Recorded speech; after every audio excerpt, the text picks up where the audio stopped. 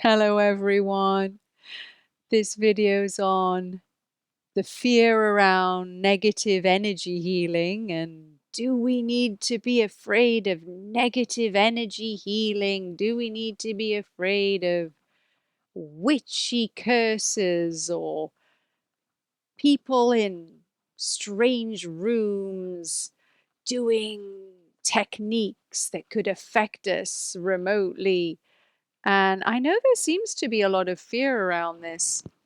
And, I'm holding a snake, so people are often afraid that snakes have got this negative energy or something like that, which is nonsense. And so, if thoughts come up around what we perceive to be dangerous, we can always be curious. Huh, is that true? How do I know that to be true? So if somebody says to you, this is bad, or that person is bad, or a snake is bad, don't just absorb the information as if it's the truth. Ask, well, how do they know that to be the truth? We want to cultivate curiosity rather than just absorbing second-hand information that we read or that we hear.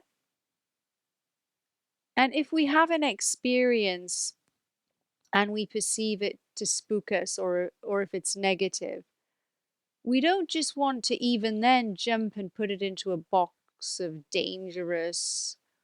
We want to understand our emotions can sometimes be caused by things that go on in the subconscious. And I'm going to use the snake for an example because I think that snakes now, yes, are the most feared animal in the world. I think spiders are second. And part of that can be just because they contain poison, and there's a genuine fear of being bitten and that causing pain or death. So that's fair enough. Fair enough. But I think that underneath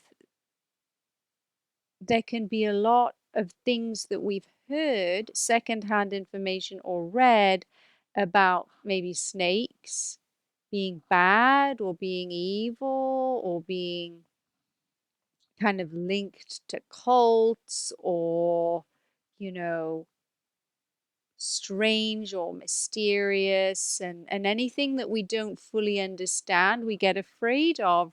And what I'd love for us to do is, if we don't understand something, rather than getting afraid of it, let's get curious about it.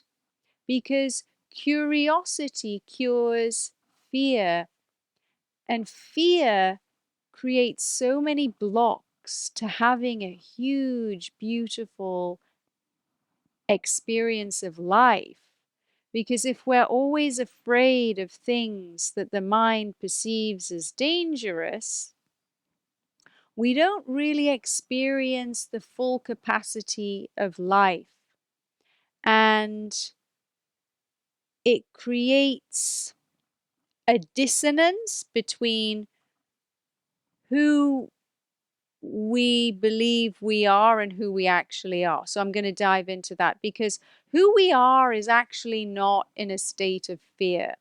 There is a mechanism that protects the body, but we're not actually our bodies. We're consciousness, pure consciousness that's in the body, but outside of the body too. And so the larger part of ourselves is non-physical. And the larger part of ourselves is not afraid of snakes, is not afraid of dropping the body, is connected and knows it's connected to everybody, to everything in the universe and beyond. And so we really want to feel into even making contact with that a little bit, and it will relieve an ocean of misery and all fear. And even if fear arises, it will just be seen as something passing. And so we can use, obviously, common sense. You know, if you see a snake, you don't need to run over and pick it up. You don't know whether it's poisonous or not. We use common sense. But we just get curious. And now we're going to dive into energy, negative energy. Energy is energy. It doesn't matter. The mind puts negative energy and then it puts positive energy into boxes. It's just energy that vibrates at a different frequency according to what happens in the personality and the physiology when it experiences it. And so it's not good or bad. We want to move beyond the concept of good or bad and understand that nothing can actually harm who we are. Even if somebody that we perceive as outside of ourselves is trying to make bad things happen to us, we are connected to everyone else. So whatever we do to someone else, we do to ourselves. From a unity perspective, if you curse someone else, you're cursing yourself. So it'll just be like a ricochet back to the person that's cursing. If you imagine a ball, if you throw a ball against a wall, the ball comes back and hits you. It's the same thing. If I want to curse you, that's a curse ball. It hits the wall, it'll curse me. Because everything you do to another person, you do to yourself. And so if you have the desire to wish bad things on other people, look at that. That will just create more suffering for yourself. And the desire to want to lash out or have revenge or curse somebody else or do negative things to somebody else, it actually points to wounding inside yourself. It points to a stress, a block, and something that you may wish to dissolve. You have to let go of that. You have to let go of it. It's going to cause you more suffering. And so a desire to harm a creature that we're afraid of only harms ourselves. A desire to harm somebody who we believes hurt us only harms ourselves. There is nothing but the self. And so if there's nothing but the self, we have to just notice the tendencies to want to destroy things that we perceive as outside of ourselves. Just notice it. Oh, isn't that interesting? A stress is being released. There is resentment. There is lack of forgiveness. There is fear. Just notice it. The noticing dissolves it. The awareness of it places you in a state where you're beyond it, beyond the thoughts, beyond the emotions. The awareness of them connects you to who you truly are. So the minute you notice, oh, this thought isn't who I am, this belief isn't who I am, this emotion isn't who I am, you're connecting back to who you truly are and to all beings. And so it's very powerful practice to be curious about whatever arises in the mind and the body. Know that it'll pass. The fear around all of this dark stuff, it's just pointing to stress inside oneself. If you have nightmares, it's just pointing to stress inside yourself. If you dislike or judge something outside, person, place, anything, it's all pointing to something, some stress inside yourself. There is nothing but the self. The self split into billions of other things, which is all interconnected. So you don't need to be concerned.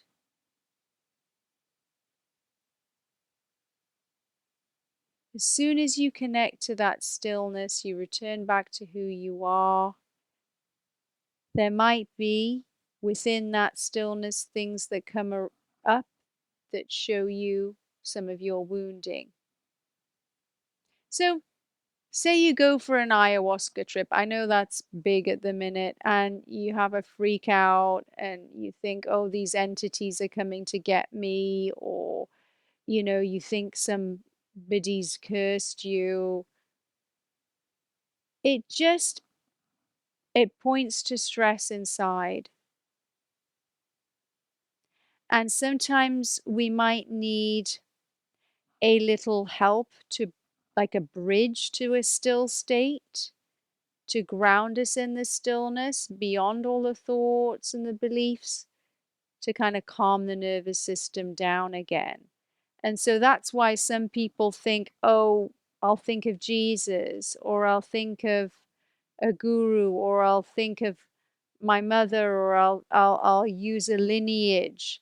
All these things that people connect to when they feel that negative things are going on, all they are bridges into stillness, into the self, the big self. And it's fine if you need to do some Vedic chanting or some prayer or look at a picture of Jesus or whatever it might be.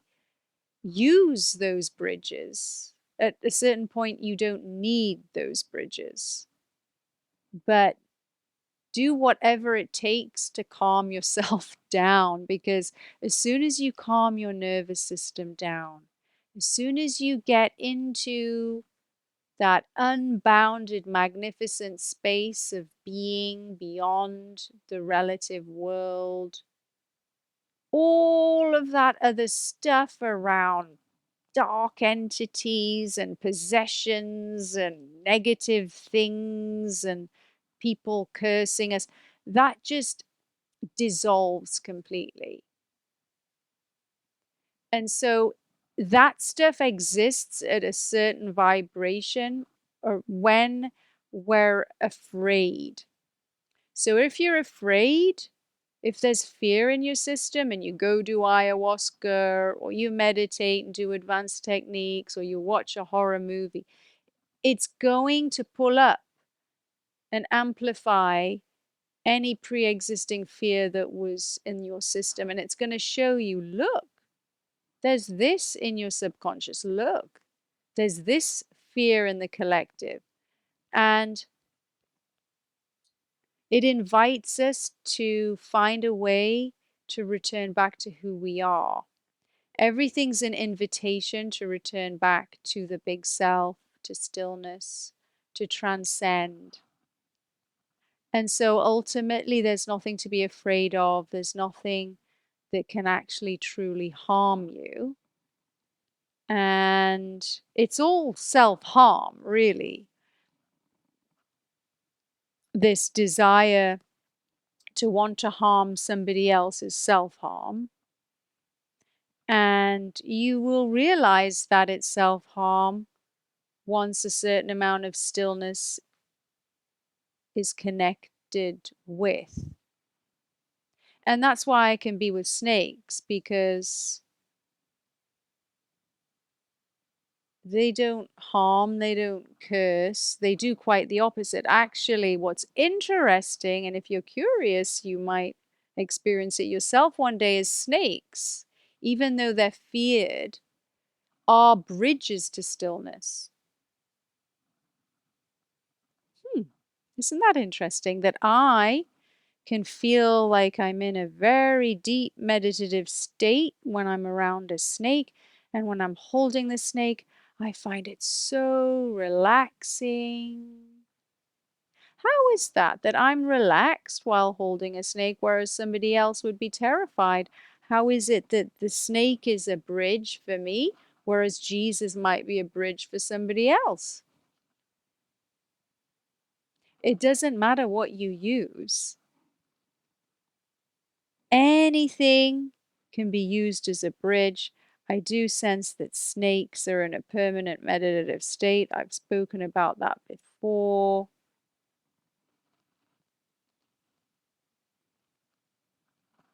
And so they really, really help me relax, connect to myself, and they feel like they're part of me. I am not feeling any desire within me to wish ill will to anybody else. Holding the snake opens my heart space, allows me to connect to everyone. And so there's no badness or darkness, even though the snake is black. Because black, oh, black, which is where black's bad. Well, black is the color of the universe. Black holes in the universe. Black holes are like portals into the self. The eyes, the black eyes of the snake, are like portals into an unbounded space. Black is great. White is great. Every color is great. The mind just wants to slice things up into good and bad and boring, and it's nonsense. Everything is absorbed, everything is celebrated, everything is seen as a gift from that big self when we're in an unbounded space. Nothing is thrown out. Everything is used. Everything can be used as a gateway. Pain can be used as a gateway to higher states of consciousness. A horrible cocktail of dark, fearful, terrified emotions, if you drop into them, will bring you out into stillness or even bliss. So there's nothing to be afraid of,